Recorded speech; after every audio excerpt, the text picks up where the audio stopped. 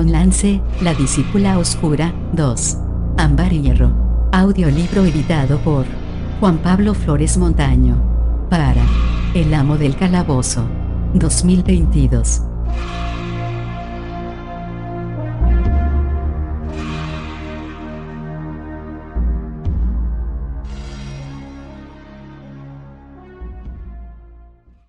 Libro 3. El beso de Mina. Capítulo 17. 1. La taberna, si se la podía honrar con tal nombre, funcionaba dentro de una embarcación volcada boca abajo en la playa, durante una tormenta. El nombre de la taberna era La Barca, aunque la gente del lugar la conocía como La Vasca. La Vasca estaba a la altura de su nombre. No había mesas ni sillas ni ventanas. Los asiduos se reunían alrededor del mostrador que se había improvisado con vigas de madera podridas, o se acuclillaban sobre cajas de verduras vueltas boca abajo. Las grietas en el casco proporcionaban toda la luz que conseguía colarse con esfuerzo, así como el poquito aire fresco que sostenía una batalla perdida con la peste a aguardiente enano, orines y vómitos. Los que frecuentaban La Vasca iban allí principalmente porque los habían echado de todos los demás sitios. Riz y Beleño se sentaran en cajas, tan cerca de las grietas como les fue posible. El olor casi consiguió acabar con el apetito del Kender. Ata no dejaba de encoger la nariz y estornudaba y resollaba. Además de no haber mesas ni ventanas, tampoco había risas ni diversión. El que atendía en el mostrador servía un licor sospechoso que él afirmaba que era aguardiente enano, pero que seguramente no lo era. Lo vertía en jarras de hojalata abolladas que se habían salvado del naufragio. Casi todos los parroquianos bebían solos, hundidos en la miseria y observando, en estado de estupor, a las ratas que iban y venían por el suelo y que eran las únicas que lo pasaban bien, al menos hasta que vieron a Atenta.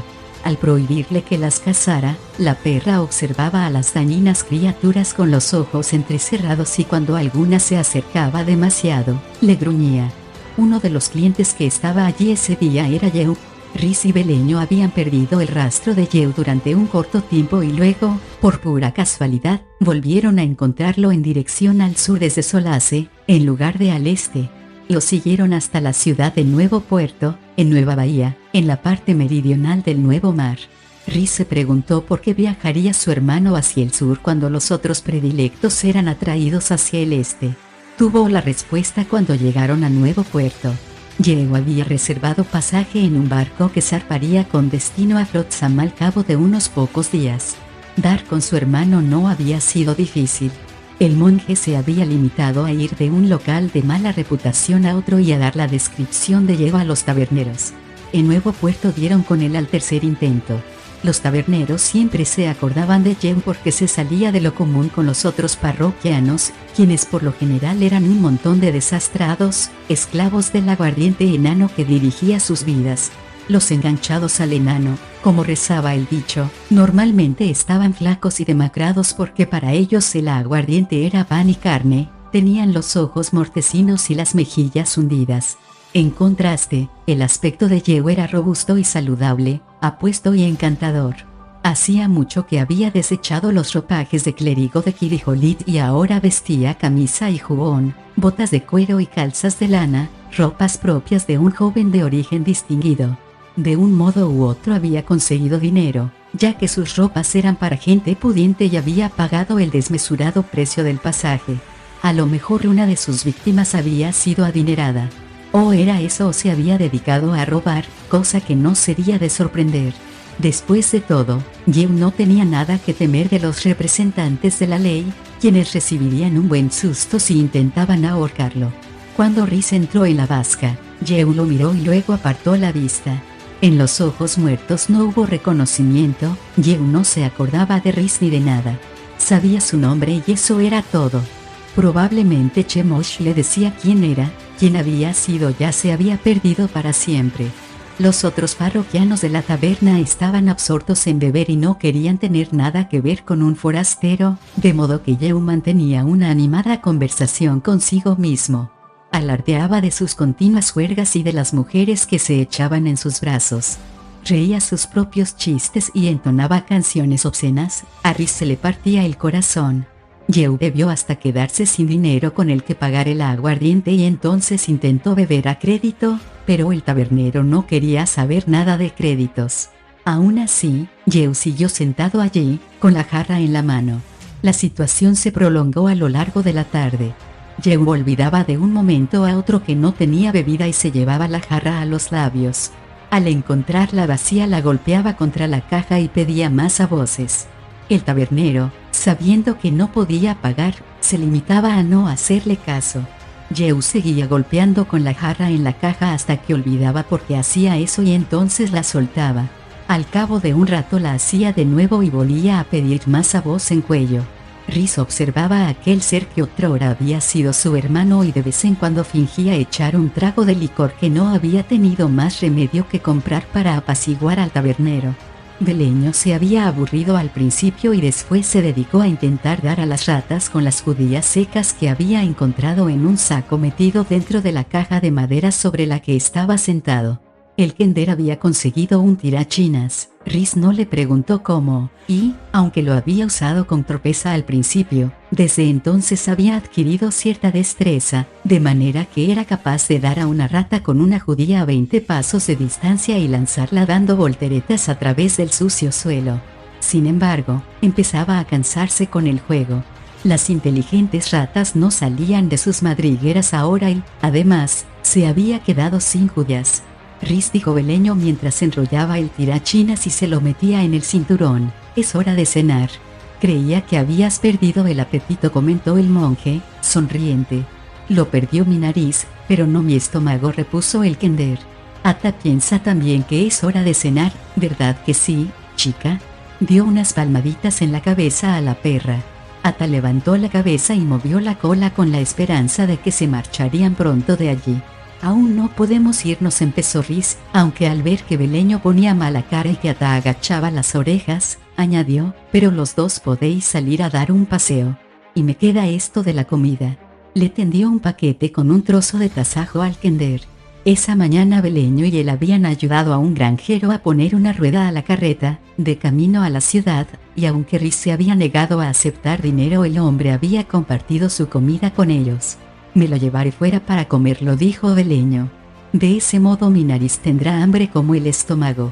Se puso de pie y se estiró para desentumecer los músculos. Ata se sacudió entera, empezando por el hocico y acabando en la cola, tras lo cual miró hacia la puerta con afán. ¿Y tú?, preguntó Beleño al ver que Rhys seguía sentado. ¿No tienes hambre? El monje negó con la cabeza. Me quedaré aquí y vigilaré a Yeu. Dijo algo sobre reunirse con una joven más tarde. El kender cogió la comida, pero no se marchó de inmediato. Se quedó mirando a Rhys y pareció que trataba de decidir si decir algo o no. Sí, amigo mío, ¿qué ocurre?, preguntó suavemente Rhys. Se marcha en un barco dentro de 2 días, dijo Beleño. Rhys asintió con la cabeza. ¿Qué vamos a hacer entonces? ¿Cruzar a nado el nuevo mar tras él? He hablado con el capitán y me he ofrecido para trabajar a bordo del barco a cambio de pasaje. ¿Y luego qué? El kender se echó hacia adelante y miró a su amigo a los ojos. Rhys, sé realista y afróntalo. Podríamos continuar persiguiendo a tu hermano cuando tengas 90 años y uses ese bastón como garrote. Yeu seguirá siendo igual de joven, irá de taberna en taberna pimplando aguardiente como si no hubiera un mañana, porque ¿sabes qué, Rhys? Para él no hay ningún mañana. Beleño suspiró y negó con la cabeza. Llevas una vida que no es vida. Es todo lo que digo. Rhys no se defendió porque no podía hacerlo. El kender tenía razón. Llevaba una vida que no era tal, pero ¿qué otra cosa podía hacer? Hasta que alguien sabio hallase la forma de parar a los predilectos, al menos intentaría que Yeu no causara más víctimas y la única manera de conseguirlo era seguirlo como seguiría un cazador las huellas de un lobo merodeador. Beleño vio que el semblante de su amigo se ensombrecía y de inmediato sintió remordimientos. Rhys, lo lamento. Le palmeó la mano. No era mi intención herir tus sentimientos, es solo que eres un buen hombre y a mí me parece que deberías ir por ahí haciendo cosas buenas en lugar de pasarte el tiempo impidiendo que tu hermano haga cosas malas. No has herido mis sentimientos, le aseguró el monje, que posó la mano suavemente en el hombro del kender. ¿Alguien te ha dicho que eres sabio, amigo mío? Últimamente no, contestó Beleño con una sonrisa. Bueno, pues lo eres. Tendré en cuenta lo que me has dicho. Anda, ve y tómate la cena. Beleño asintió con la cabeza y apretó la mano a Rhys.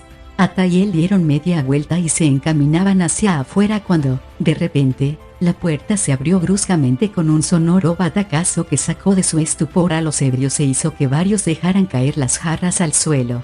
Una ráfaga de viento que traía un intenso olor a mar entró arremolinada en la taberna, levantó el polvo y lo hizo girar como ciclones en miniatura que dieron paso a Seboin. Con indiferencia, la diosa apartó de un empellón al Kender, que estaba en su camino, y recorrió la sombría estancia con la mirada en busca de Rhys. «Monje, sé que estás aquí», llamó con una voz retumbante que hizo temblar las vigas y puso en fuga a las ratas. «¿Dónde te metes?». El vestido verde mar rompía como olas alrededor de sus tobillos, y el cabello de espuma de mar se agitaba con el viento que silbaba a través de las grietas del casco. El tabernero estaba boquiabierto. Los beodos la miraban de hito en hito. Yehu, ante la aparición de una hermosa mujer, se incorporó de un salto e hizo una galante reverencia. Rhys, terriblemente sobresaltado, se levantó de la caja de madera y fue al encuentro de la diosa. «Aquí estoy, majestad», contestó. Ata se metió entre las piernas del monje y, agazapada, se puso a gruñir. Beleño se levantó del suelo. Merced a alguna diestra acrobacia, había conseguido salvar la cena y se guardó el paquete de tasajo en el bolsillo. «Yo estoy aquí también», diosa gritó alegremente. «Cierra el pico», Kender espetó Seboin. «¿Y tú?». Alzó una mano en gesto de advertencia para señalar a Yehu. «Tú cierra el pico también, pedazo de carroña repugnante». Los ojos de Seboin se enfocaron en Rhys y la diosa le sonrió dulcemente. «Traigo a alguien que quiero que conozcas, monje».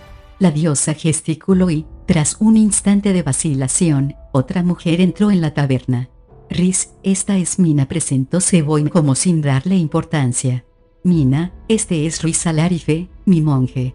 Rhys estaba tan sorprendido que reculó, tropezó con el bastón y pisó a Ata, que aulló una protesta. Era incapaz de hablar, su cerebro se debatía en semejante confusión que no entendía lo que veía. Tuvo la fugaz impresión de una joven que más que hermosa era llamativa, con el cabello rojo como el fuego y unos ojos como no había visto en su vida. Eran del color del ámbar y el monje tuvo la espeluznante sensación de que, al igual que el ámbar, retenían apresado en ellos a todo aquel que contemplaban.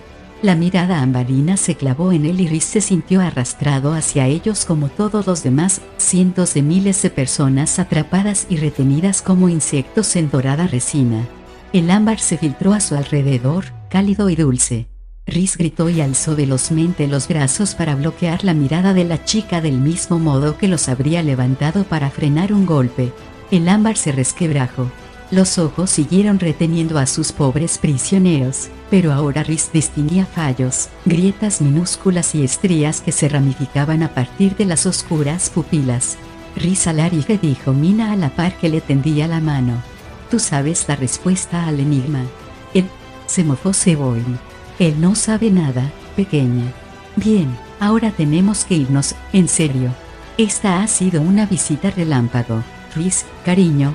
Siento que no podamos quedarnos, pero quería que los dos os conocieseis. Era lo menos que podía hacer ya que fui yo quien te ordenó que revolvieras cielo y tierra para encontrarla. De modo que adiós». Yehu emitió un grito apagado, un gemido inhumano y se abalanzó hacia Mina, a quien intentó asir, pero la joven retrocedió y se apartó de él. «Desgraciado», increpó fríamente. «¿Qué diablos haces?». Yehu cayó de hinojos y alzó las manos hacia ella en un gesto de súplica. «Mina, no me rehuyas. Me conoces», clamó Yehu con acento desgarrador. Rhys lo miró de hito en hito y Beleño se quedó boquiabierto. Yehu, que no se acordaba de Rhys, recordaba a Mina. En cuanto a ella, le dirigió una mirada semejante a la que habría dirigido a una de las ratas del local. «Te equivocas. Me besaste».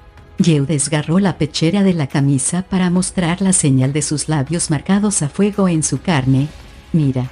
Ah, eres uno de los predilectos», dijo Mina, que se encogió de hombros. «Tienes la bendición de mi señor». «No la quiero», chilló Yehu. «Quítamela». No te entiendo, dijo Mina, que parecía realmente desconcertada por su petición. Te di lo que querías, lo que quieren todos los mortales. Vida eterna, eterna juventud, eterna belleza, eterna desventura, gimió él. No soporto tu voz atronando mis oídos constantemente. No soporto el dolor que me empuja a salir a la noche, el dolor que nada, ni el brebaje más fuerte, puede ahogar. Yeo enlazó las manos. Quítame la bendición, Mina. Déjame ir. Ella se apartó, altiva y distante. El ámbar se endureció, las grietas se cerraron. Te entregaste a mi señor, le perteneces. No puedo hacer nada. Yeo se echó bruscamente hacia adelante, todavía de rodillas. Te lo suplico. Seboin lanzó una mirada de desagrado al predilecto y tiró de Mina. Vamos, pequeña. Y, a propósito de Chemosh, debe de estar impacientándose. En cuanto a ti, monje, Seboin volvió la vista hacia Rhys y su expresión no era amistosa. Ya hablaremos más tarde. Vientos tormentosos soplaron en la taberna, apresaron a Rhys y lo arrojaron contra la pared. El monje sintió los pinchazos de la arena en el rostro, que no lo dejaba ver, como tampoco el azote de la lluvia, pero sí oyó maldecir a la gente y el ruido de las cajas de madera que golpeaban al salir lanzadas de aquí para allí. La tormenta bramó durante un momento más y después amainó. Rhys encontró a Ata escondida debajo de una caja de madera y vio que Yeo seguía arrodillado, esperando contra toda esperanza que su hermano hubiera recuperado la memoria. El monje se acercó a él, presuroso. Yeo, soy yo, Rhys. Me importa un bledo quién eres. Yeo lo apartó de un empellón. Quítate de en medio. Tabernero, más aguardiente. El tabernero apareció asomándose por detrás del mostrador, miró en derredor a las cajas volcadas, a los borrachos tirados patas arriba, y luego echó una mirada torva a Yeo. Vaya amistades tienes. Fíjate qué desbarajuste. ¿Quién va a pagar los destrozos? Tú no, supongo. Lárgate, gritó al tiempo que agitaba el puño. Y no vuelvas. Mascullando que tenía mejores cosas que hacer y mejores sitios a los que ir, Yeo salió de la taberna y cerró tras de sí de un portazo. Yo pagaré los daños, dijo Rhys, que ofreció la última moneda que le quedaba. Silbó a Ata y echó a andar en pos de Yeo. Deprisa, tenemos que seguirlo, le dijo a Beleño conforme pasaba ante el kender. El gañido de Ata hizo que el monje se parara y mirase atrás. Beleño miraba fijamente el sitio en el que Mina había estado parada. El kender tenía los ojos muy abiertos y Rhys vio, sorprendido, que unas lágrimas se deslizaban por las mejillas de su amigo. Oh, Rhys. Beleño tragó saliva con esfuerzo. Qué triste es. Muy triste. Enterró la cara en las manos y sollozó como si se le partiera el corazón. Capítulo 18. 2. Rhys regresó junto a su amigo con premura. Beleño dijo, preocupado. Lamento haber sido tan desconsiderado. Has sufrido una mala caída. ¿Dónde te duele? Qué triste. No puedo soportarlo. Fue lo único que Beleño era capaz de decir. Rhys rodeó al kender con el brazo y lo condujo fuera de la taberna, con Ata detrás de ellos, al trote. La perra miraba a su amigo con ansiedad y de vez en cuando le daba un lametón en la mano. Dividido entre la preocupación por su amigo y la inquietud de perder el rastro de su hermano, Rhys hizo todo lo posible por sosegar a Beleño, todo ello sin perder de vista a Yeo. Su hermano caminaba a lo largo de los muelles con las manos metidas en los bolsillos y silbando una melodía desafinada, sin problema alguno. Saludaba a desconocidos como si fuesen viejos amigos y, a no tardar, mantenía una conversación con varios marineros. Rhys recordó que solo unos minutos antes su desdichado hermano había suplicado la muerte, y creyó saber que había motivado el llanto del kender.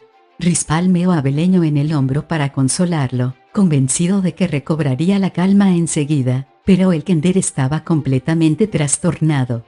Beleño no cesaba de repetir, entre sorbetones y gimoteos, que todo era muy triste, y entonces rompía a llorar con más fuerza. A Rhys le preocupaba la posibilidad de tener que dejar a su amigo en aquel estado, pero entonces vio a su hermano entrar en una taberna, en compañía de los marineros. Sin duda Yeo se quedaría allí un buen rato, sobre todo si los marineros invitaban, de modo que condujo al kender hacia un callejón tranquilo. Beleño se dejó caer pesadamente al suelo y sollozó con gran aflicción. Beleño, sé que estás apenado por Yeu, pero llorar no arreglará nada. Empezó el monje. Yeu. El kender alzó la cabeza y lo miró. No lloro por él, sino por ella. ¿Por ella? ¿Te refieres a Mina? Preguntó Rhys sin salir de su asombro. ¿Es por ella por quien lloras? Beleño asintió con un cabeceo, lo que hizo que le corrieran más lágrimas. ¿Qué pasa con ella? De repente se le ocurrió una idea a Rhys. ¿Es uno de los predilectos? ¿Está muerta? Oh, no. Beleño tragó saliva. Entonces vaciló y repitió de nuevo, no. Solo que esta vez lo negó más despacio. ¿Lloras por todo el mal que ha hecho? La voz de Rhys se endureció y apretó los dedos sobre el cayado con fuerza. Si está viva, es una buena noticia. Se la puede matar. Beleño alzó la cara surcada de lágrimas y lo miró sorprendido. ¿Realmente acabas de decir eso? ¿Quieres matarla? ¿Tú? El monje que sacaba una mosca de un charco de cerveza para que no se ahogara. Rhys revivió la desesperada súplica de su hermano y la respuesta cruel e insensible de Mina. Recordó al joven Cam de Solace, a todos los jóvenes, esclavos de Chemosh, empujados a matar, la marca de los labios de esa mujer sobre el corazón de todos ellos. Ojalá la hubiera matado cuando la tuve delante de mí, dijo. Después alargó la mano y sacudió al kender haciéndolo fuertemente del hombro. Respóndeme. ¿Qué te pone tan triste por ella? Beleño se apartó de él, encogido. En realidad no lo sé, dijo con un hilo de voz. En serio.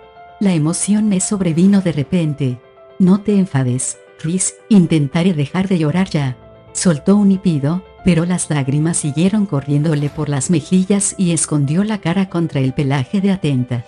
La perra le rozó el cuello con el hocico y le limpió el llanto a lametones. Los ojos marrones del animal, clavados en Rhys, parecían hacerle un reproche. El kender se frotó el hombro que el monje le había apretado, y Rhys se sintió como un monstruo. «Iré a buscarte un poco de agua». Le dio al kender una palmadita de disculpa, pero con ello solo consiguió que el llanto de su amigo se recrudeciera. Dejándolo al cuidado de Ata, Rhys se encaminó hacia un pozo público cercano. Sacaba el cubo lleno cuando percibió la presencia divina como una respiración en la nuca. «¿Qué secreto me escondes, monje?», demandó Seboin. «No tengo secretos, majestad», dijo con un suspiro. «Entonces, ¿qué es ese enigma del que hablaba la chica? ¿Cuál es la respuesta?». «No sé lo que Mina quiso decir con eso, majestad», repuso Rhys. «¿Por qué no le preguntáis a ella? Porque es una mentirosilla. Tú, a pesar de tus faltas, no lo eres, así que dime el enigma y la respuesta». «Os he dicho ya, majestad, que no sé de qué hablaba. Y, puesto que no soy mentiroso, doy por sentado que tenéis que creerme». Rhys llenó el odre de agua y echó a andar hacia el callejón. Seboim lo siguió, la diosa echaba chispas. «Tienes que saberlo. Vamos, haz memoria». Rhys oyó la voz de su hermano, su desesperada súplica de concederle la muerte. Sintió las lágrimas de Beleño en la piel. Perdida la paciencia, giró sobre sus talones para encarar a la diosa, enfadado. «Lo único que sé, majestad, es que tenéis en vuestro poder a la persona que me ordenasteis que buscara. No tenéis derecho a preguntarme nada». Seboin se paró, momentáneamente sorprendida por la cólera del monje. Rhys siguió caminando y la diosa apretó el paso para alcanzarlo. Deslizó el brazo por el de él y se asió con fuerza cuando Rhys intentó desprenderse de su mano. «Me gusta cuando te muestras enérgico, pero no vuelvas a hacer eso nunca». Le dio un cachete en broma que le dejó el brazo dormido hasta el codo. «En cuanto a Mina, te la presenté, ¿verdad? Ahora ya conoces su aspecto. La dejé ir, es cierto, pero no tuve más remedio que hacerlo. ¿Te acuerdas de mi hijo, verdad? ¿Recuerdas que su alma estaba atrapada en esa pieza de gas?». Rhys suspiró. «Vaya si lo recordaba. Te alegrará saber que ha sido liberado», dijo Seboin. A Rhys esa noticia no le causaba júbilo alguno, por lo que no tuvo que esforzarse nada en contenerlo. La diosa guardó silencio unos instantes mientras observaba al monje con los ojos entrecerrados en un intento de captar sus sentimientos. Rhys le abrió el corazón. No tenía nada que ocultar y, al cabo, la diosa se dio por vencida. «Dices la verdad. Tal vez no sepas la respuesta a ese enigma, musito Cebolla en un siseante susurro. Yo que tú, trataría de descubrirla. A Mina le preocupabas, de eso me di cuenta. No te inquietes si no puedes dar con ella, hermano Rhys. Será Mina la que te encuentre a ti. Dicho esto, desapareció en medio de una ráfaga de lluvia. Beleño y Ata se habían quedado dormidos profundamente. El Kender tenía los brazos alrededor del cuello de la perra, que había puesto una pata sobre el pecho de Beleño en un gesto protector.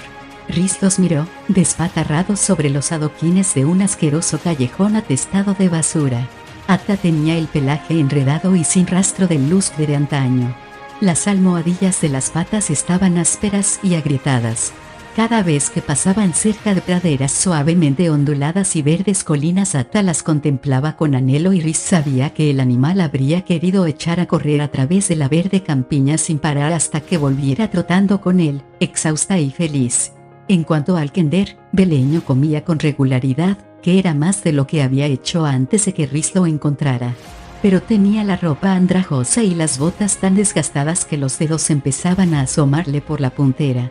Lo que era peor, su carácter vivaz de antaño se lo había ido desgastando el roce de la calzada por la que viajaban, día tras día, en pos de un hombre muerto.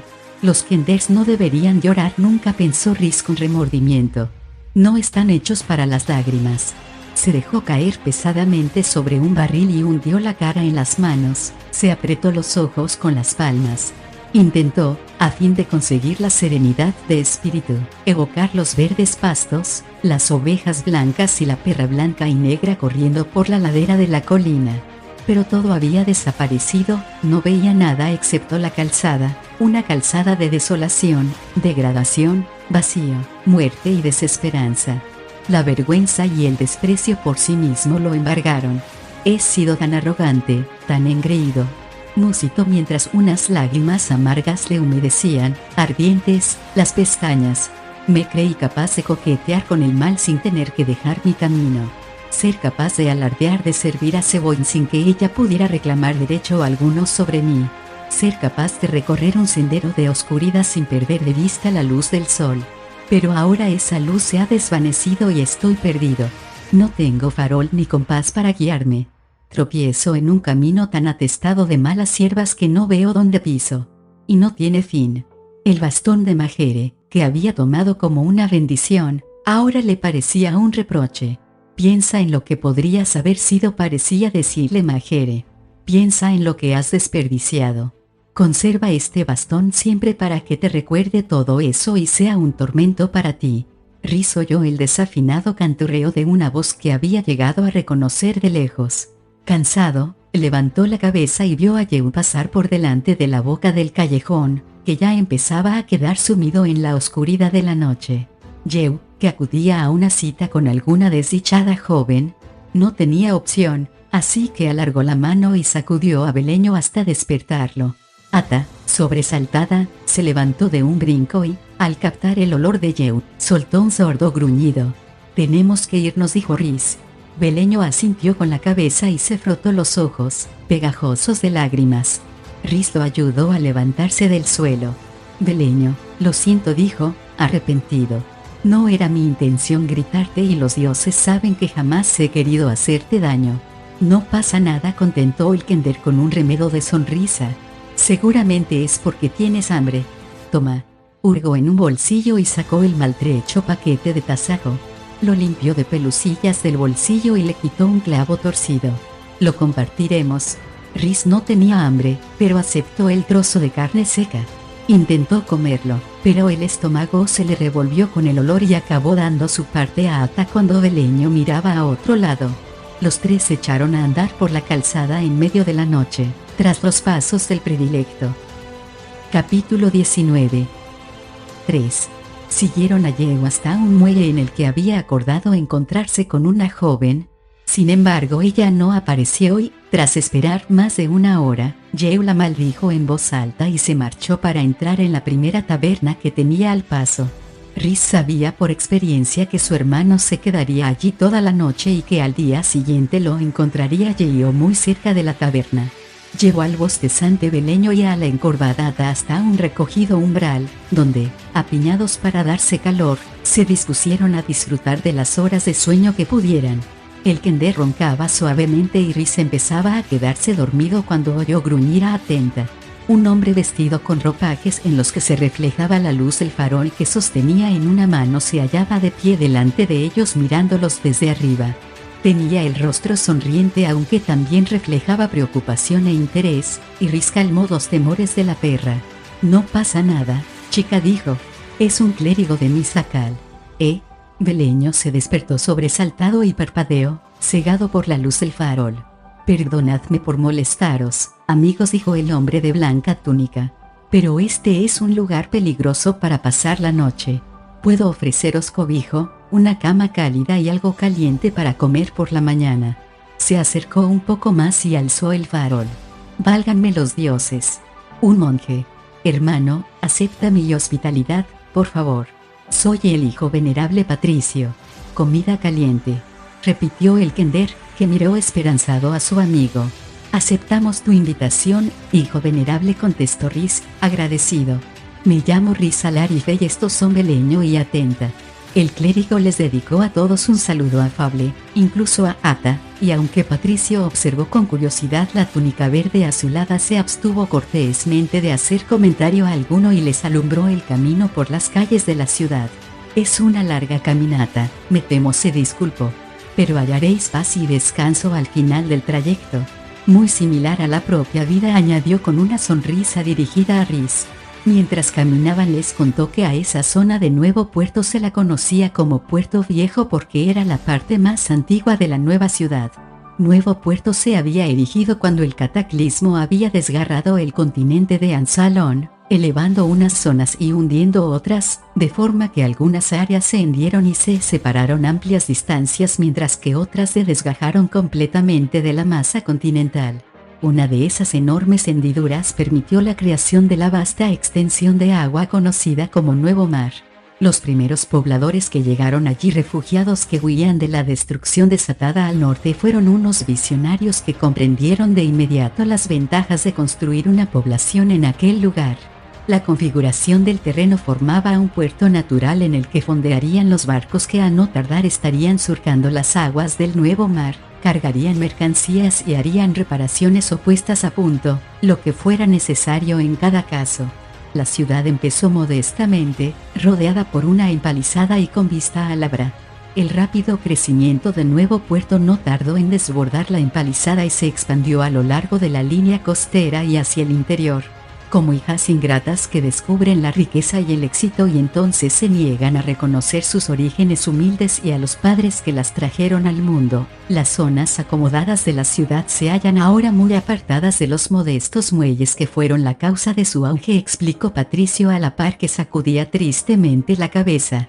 Los florecientes mercaderes que financian los barcos y poseen los almacenes portuarios viven lejos del mal olor a cabezas de pescado y a brea.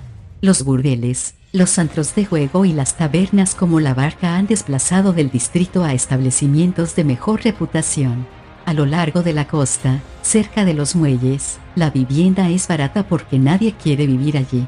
Dejaron atrás hilera tras hilera de casas desvencijadas, construidas con la madera retirada de almacenes abandonados, y recorrieron calles lúgubres y embarradas al carecer de pavimento. Se cruzaron con marineros ebrios y mujeres desaliñadas que caminaban dando bandazos. Aunque era más de medianoche, varios niños corrieron a su encuentro para mendigar monedas o revolvían en montones de basura con la esperanza de hallar algo de comer. Cada vez que topaban con niños así, Patricio se paraba para hablar con ellos antes de seguir su camino. «Mi esposa y yo hemos abierto una escuela aquí abajo, en los muelles», explicó. «Enseñamos a los niños a leer y a escribir y los mandamos a su casa al menos con una comida caliente en el estómago. Con un poco de suerte podremos ayudar a que algunos lleven una vida mejor fuera de este mísero lugar. Los dioses bendicen la dádiva y al donante», musitó Rhys. «Hacemos lo que podemos, hermano», dijo Patricio con una sonrisa y un suspiro. «Hacemos lo que podemos. Hemos llegado, entrad». «Sí, Ata, tú también puedes pasar».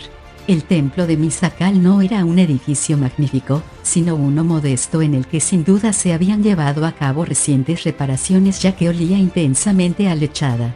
La única indicación de que se trataba de un templo era el símbolo sagrado de Misakal recién pintado en una de las paredes. Rhys estaba a punto de entrar cuando, a la luz del farol, vio algo que lo hizo pararse de golpe, por lo que Beleño chocó contra él. Expuesto en el exterior del pequeño templo, clavado en la pared, había un letrero escrito en letras prominentes de color rojo: guardaos de los predilectos de Chemosh. Debajo seguía un párrafo en el que se describía a los predilectos e instaba a la gente a buscar la marca del beso de Mina, a la vez que advertía que se abstuvieran de prestar cualquier juramento de servidumbre al Señor de la Muerte. «Oh, ¿sabéis lo de esos predilectos de Chemosh?», preguntó Patricio al advertir el ceño de Rhys. «Muy a mi pesar», sí, contestó el monje. «¿Crees que tu advertencia contribuirá a detener a los predilectos?», le preguntó Beleño al clérigo. «No, en realidad no», respondió tristemente Patricio. «Pocas personas de por aquí saben leer, pero hablamos con todos los que entran en nuestro templo y los instamos a que sean prudentes». «¿Cuál ha sido la reacción?», quiso saber Rhys. La que era de esperar. Ahora algunos temen que cualquiera que se encuentran quiera matarlos. Otros piensan que es una artimaña para coaccionar a la gente para que se una a la iglesia. Patricio esbozó una sonrisa irónica y se encogió de hombros. La mayoría se mofa de todo el asunto. Pero podemos hablar más a fondo sobre esto por la mañana. Ahora os mostraré vuestras camas. Los llevó dentro y los condujo a una habitación en la que se había instalado una hilera de catres. Les entregó mantas y les dio las buenas noches. «Que la bendición de Misakal os guarde en vuestro descanso nocturno», les deseo antes de marcharse. Rhys se tendió en un catre, y tal vez Misakal lo tocara suavemente porque fue la primera noche en mucho tiempo que no soñó con su desdichado hermano. En realidad no soñó con nada. Rhys se levantó al rayar el día y vio que Beleño devoraba alegremente un cuenco de pan con leche en compañía de una mujer de aspecto agradable que se presentó como la hija venerable Galena. Invitó a Rhys a tomar asiento y desayunar, cosa a la que el monje accedió de buen grado, ya que descubrió que estaba inusitadamente hambriento. «Solo si me permites hacer algún trabajo a cambio», añadió con una sonrisa. «No hace falta, hermano», contestó Galena. «Pero sé que no admitirás un no por respuesta, así que acepto tu oferta con agradecimiento. Misakal sabe que necesitamos toda la ayuda que se nos pueda dar. El Kender y yo hemos de ocuparnos de un asunto ahora», dijo Rhys mientras fregaba los platos, «pero regresaremos por la tarde». «¿Puedo quedarme, Rhys?», pidió Beleño, anhelante. «En realidad no necesitas que te ayude y la hija venerable dice que me va a enseñar a pintar paredes». Rhys miró a la mujer con incertidumbre. «Pues claro que puede quedarse», dijo ella con una gran sonrisa. «De acuerdo», accedió Rhys, que hizo una parte con el Kender. «He de ir a buscar a Yehu, así que me reuniré contigo aquí. No digas que conoces a un predilecto», añadió en voz baja. «No digas nada sobre Seboy Momina o que puedes hablar con muertos o que eres un acechador nocturno». «Que no diga nada de nada», lo atajó Beleño a la par que asentía con aire enterado. «Correcto». Rhys sabía que su advertencia no serviría de nada, pero se sentía obligado a intentarlo. «Y cuidado donde metes las manos. He de irme ya. Ata, vigila», señaló al Kender. Beleño se había acercado a Galena para ayudarla a fregar y, ni que decir tiene, las primeras palabras que pronunció fueron: «Por cierto, hija venerable, no habrá nadie de tu familia que haya fallecido recientemente, ¿verdad?». «Lo digo porque, en tal caso, yo». Rhys sonrió y negó con la cabeza antes de salir en busca de Yehu. Encontró a su hermano paseando por los muelles en compañía de una joven que llevaba un bebé en brazos y un niño pequeño, de unos 4 años, que caminaba pegado a ella, agarrado a la larga falda. Yehu derrochaba encanto y la joven lo miraba con adoración, pendiente de cada palabra que decía. Era bonita, aunque estaba delgada en exceso y tenía el semblante demacrado. Parecía decidida a que Yehu le gustara y aún más decidida a gustarle a él. «No acudiste a nuestra cita de anoche», decía Yehu. «Lo siento», se disculpó la muchacha, preocupada. «No estás enfadado conmigo, ¿verdad?». La vieja bruja que se suponía que vendría a cuidar de los niños no apareció. No estoy enfadado. Él se encogió de hombros. Siempre se encuentra compañía agradable. La joven pareció estar aún más preocupada. Tengo una idea. Puedes venir a casa esta noche, después de que acueste a los niños. De acuerdo, dime dónde vives, accedió Yehu. La joven le dio la dirección y él la besó en la mejilla, dio unas palmaditas al niño en la cabeza y un toquecito en la barbilla al bebé. A Rhys se le revolvieron las tripas al ver al predilecto acariciar a los niños y tuvo que hacer un gran esfuerzo para contenerse y no intervenir allí mismo.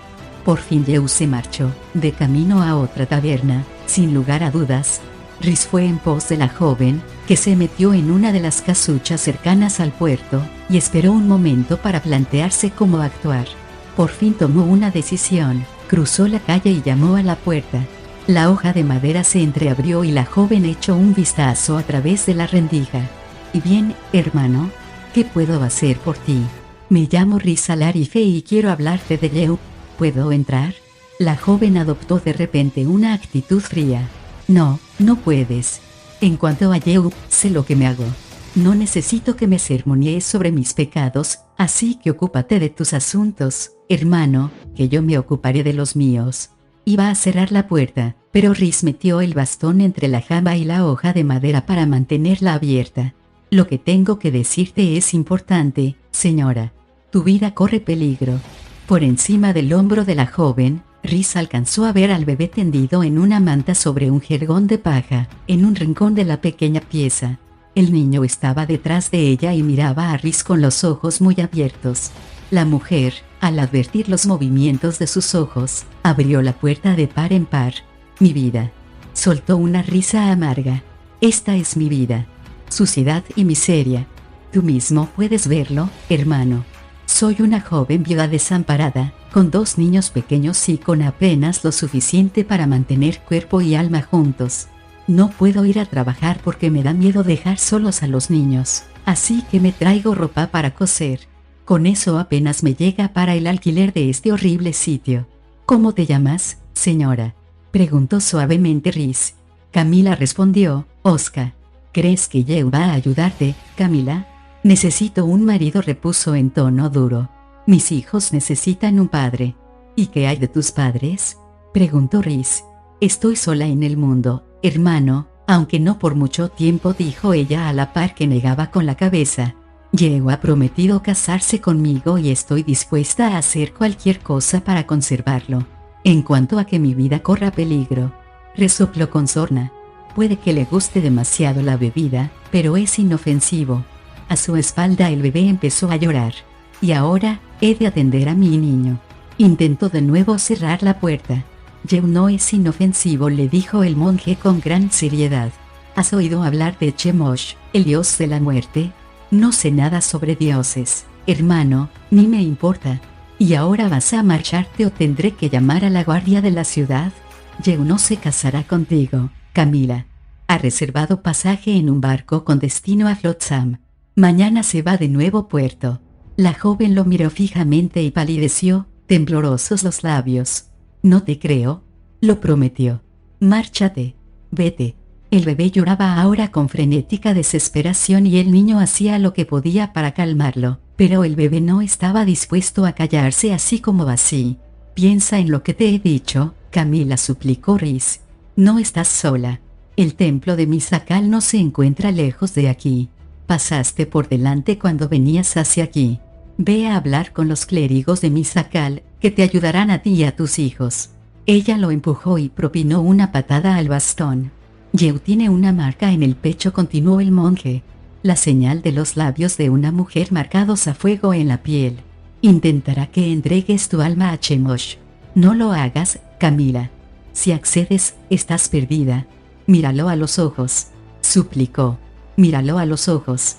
La mujer cerró de un portazo y Rhys se quedó plantado en la calle, desde donde oyó los plañidos del bebé y la voz de la madre que intentaba sosegarlo.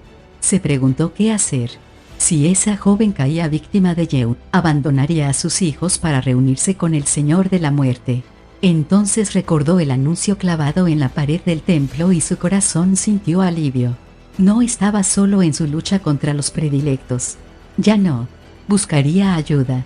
Rhys regresó junto a los clérigos de Misakal y su humilde templo, y allí encontró a Beleño blanqueando alegremente las paredes y Ata tendida debajo de una mesa mordisqueando, satisfecha, un hueso. Agitó la cola al verlo llegar, pero no estaba dispuesta a renunciar al hueso el tiempo necesario para darle la bienvenida. «Mira, Rhys, estoy trabajando», entonó el kender, orgulloso, al tiempo que movía la brocha y se salpicaba a sí mismo y al suelo con la cal. «Ya hemos pagado por la comida. Le dije que dábamos de comer a todo el que lo necesitara, pero insistió», comentó Patricio. «Es un kender fuera de lo normal». «Sí, lo es», convino Rhys, que hizo una pausa antes de añadir en voz queda: «Hijo venerable, he de hablar contigo de un asunto muy importante». «Pensé que lo harías», contestó Patricio. «Tu amigo nos ha estado contando algunas historias muy interesantes. Por favor, hermano, siéntate». Galena le llevó a Rhys un cuenco de estofado, y Patricio se sentó a su lado mientras comía para hacerle compañía. No dejó que el monje hablara de esas cuestiones hasta que terminó de comer porque, según le explicó, era malo para la digestión. Al pensar lo que tenía que decir, Rhys no pudo estar más de acuerdo con él, de modo que animó a Patricio a que le contara su historia. «Mi esposa y yo éramos ambos místicos de la Ciudadela de la Luz. Cuando los dioses regresaron, los cabecillas de la ciudadela convinieron en que se nos diera a todos los místicos la opción de elegir: podíamos servir a los dioses o seguir siendo místicos. Nuestra fundadora, Goldmoon, había sido ambas cosas y los cabecillas creían que ella habría querido que nos dieran la posibilidad de escoger. Mi esposa y yo oramos pidiendo guía, y la sanadora se nos apareció en nuestros sueños para pedirnos que la siguiéramos, y así lo hicimos. Somos originarios de Nuevo Puerto, por lo que sabíamos que aquí había muchas necesidades y decidimos regresar para hacer cuanto estuviera a nuestro alcance para ayudar. Hemos empezado con la escuela para niños y una casa de curación. Un comienzo humilde, pero al menos es un comienzo. Ninguno de los otros dioses tiene representación en esta ciudad, excepto Seboim, claro, añadió Patricio con un suspiro y una mirada de reojo a Rhys. El monje no dijo nada y siguió comiendo. El templo de Seboim fue el último que abandonó la gente después de la desaparición de los dioses y el primero al que acudieron a su regreso. De hecho, hubo quienes nunca lo llegaron a abandonar y siguieron llevándole presentes año tras año. «Nunca se sabe con la arpía del mar», decían por aquí. «Podría estar jugando uno de sus jueguecitos y más vale no correr riesgos con ella». Rhys miró a Beleño, que derramaba cal alegremente todo en derredor, aunque una cantidad considerable acababa llegando a la pared. Rhys se agachó y acarició la cabeza atenta. «Perdóname por preguntarte, hermano», dijo al cabo de un momento Patricio. «Es evidente tu condición de monje, pero no estoy familiarizado con tu orden». «Fui monje de Majere», contestó Rhys. «Pero ya no lo soy». «Esto estaba riquísimo», le dijo a Galena, que recogía el cuenco del estofado. «Gracias. ¿De qué quieres hablar con nosotros, hermano?», preguntó Patricio. «De los predilectos». La expresión del clérigo se ensombreció. «Beleño nos ha contado que has ido persiguiendo a uno de ellos y que está aquí, en la ciudad. Son malas noticias, hermano. Y ahora ha empeorado la cosa. El predilecto ha hecho amistad con una joven y me temo que quiere hacerle daño. He intentado avisarla, pero es viuda y madre de 2 pequeños y está pasando por un momento de extrema necesidad. Cree que va a casarse con ella y se niega a hacer caso de mis advertencias. Van a reunirse esta noche. Tenemos que detenerlo. A juzgar por la información que recibimos de la ciudadela sobre los predilectos, impedírselo no será nada fácil», comentó Galena, preocupada. «Aún así debemos hacer algo», dijo Patricio. «¿Se te ocurre alguna idea? Podríamos intentar reducirlo y meterlo en prisión, pero sin duda se escaparía de su celda», admitió Rhys.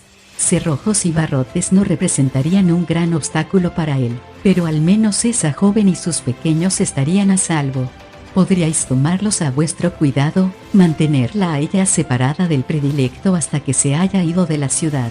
«¿Y eso cuándo será?». «Llego a reservado pasaje en un barco con destino a Nuevo Puerto que zarpa mañana. Entonces atacará a otra persona». Patricio frunció el entrecejo. «No me gusta dejarlo marchar». Estoy intentando adquirir un pasaje en el mismo barco. Seguiré haciendo todo lo posible para prevenir que haga daño a nadie. Sigue sin gustarme la idea, reiteró Patricio. Sé cómo te sientes, esposo, intervino Galena, que posó la mano en el brazo del clérigo. Pero piensa en esa pobre madre. Tenemos que salvarla a ella y a sus pequeños. Por supuesto, convino de inmediato Patricio. Nuestra prioridad es el bienestar de esa joven madre. Después decidiremos qué hacer con el predilecto. ¿Dónde se encuentra ahora? Lo dejé en una taberna. Se pasará el día allí y saldrá de noche. ¿Y no sería mejor para nosotros prenderlo allí? Me lo planteé, dijo Rhys. Pero esa joven es el tipo de persona vulnerable que busca Chemosh. ¿Podremos parar a este predilecto, más que pasará con el siguiente que tope con ella? Hay que hacer que vea el peligro por sí misma. ¿Realmente hay tantos de esos monstruos deambulando por ahí?, inquirió Galena, conmocionada. No hay modo de saberlo, contestó el monje. Pero lo que es seguro es que su número crece de día en día. Beleño se acercó para reunirse con ellos. En el camino dejó un rastro de salpicaduras de cal por el suelo. Ayer vi 10, informó. En la zona portuaria y en la zona residencial. 10, exclamó Galena, horrorizada. Esto es atroz. Yeu se va a reunir con esa joven esta noche, en su casa. Podemos capturarlo cuando llegue. ¿Estás seguro de que es un predilecto?, preguntó Patricio, que miró intensamente a Rhys. Perdona que te lo pregunte, pero nuestro temor es que, además de los culpables, haya inocentes que paguen las consecuencias. Yeu es, o más bien fue, mi hermano, repuso Rhys. Asesinó a nuestros padres y a los hermanos de mi orden, e intentó asesinarme a mí. La expresión de Patricio se enterneció y miró a Rhys como si todo tuviera sentido ahora. Lo lamento mucho, hermano. ¿Dónde vive esa joven? No lejos. Rhys sacudió la cabeza. No te puedo describir la ubicación exacta porque su casa es una de las muchas que hay en esa calle y todas tienen un aspecto parecido. Será más fácil llevarte allí. Deberías llamar a la guardia de la ciudad. Estaremos preparados, hermano. Volveré al caer la noche, dijo Rhys, que asió su bastón y se puso de pie. Gracias por la comida. No hace falta que te marches, hermano. Deberías quedarte y descansar. Pareces agotado. Ojalá pudiera, dijo el monje con fervor. La paz que se respiraba en aquel lugar era un bálsamo relajante para su alma atormentada. Sin embargo, he de reunirme de nuevo con el capitán del barco para intentar otra vez persuadirlo de que nos lleve de pasajeros. Cree que los Fenders dan mala suerte, comentó Beleño con jovialidad. Le dije que yo podía hacer el viaje más interesante. Vi las almas de un grupo de marineros que deambulaban por el barco y le informé que todos querían hablar con él, pero me pareció que eso no le hacía gracia. Se puso furioso, sobre todo cuando le mencioné el motín y el hecho de que los hiciera colgar a todos en los mástiles. Creo que aún le guardan rencor. Rhys miró a Patricio y tosió. Supongo que no podréis ocuparos otro rato del Kender. Pues claro que sí. Hoy nos ha sido de gran ayuda. Puede enjalbegar el suelo además de las paredes, añadió Galena a la par que echaba una ojeada al rastro de salpicaduras blancas. Rhys silbó a Ata, que dejó el hueso con pesar. Se lo guardaré, ofreció Galena, que recogió el hueso y lo puso en un estante. La perra no le quitó la vista de encima ni un instante. Hermano, podrías plantearte la posibilidad de conseguir la ayuda del clérigo de Seboin, sugirió Patricio mientras lo acompañaba a la puerta. Tiene un gran ascendiente sobre los capitanes de barco, que estarán dispuestos a escucharlo, y él estará más que dispuesto a escucharte a ti. Buena idea, hijo venerable, dijo Rhys quedamente. Gracias. Rezaremos por ti, hermano, añadió Patricio cuando el monje y la perra salían del templo. Rezad por esa joven viuda, contestó Rhys. Las preces tendrán así mejor empleo. Patricio se quedó en la puerta viéndolos marchar. El cayado del monje resonaba contra los adoquines. La perra blanca y negra trotaba a su lado. Pensativo, el clérigo se dio media vuelta. ¿Dónde vas, querido?, preguntó Galena. A hablar con Isaacal. ¿Sobre esa joven viuda? Tú y yo podemos ocuparnos de ella. Patricio miró por la ventana justo a tiempo de ver desaparecer por la esquina a Rhys y a Ata. Este es un tipo de problema del que solo se puede encargar la diosa. ¿Y de qué se trata? quiso saber su esposa. De un alma extraviada, contestó Patricio.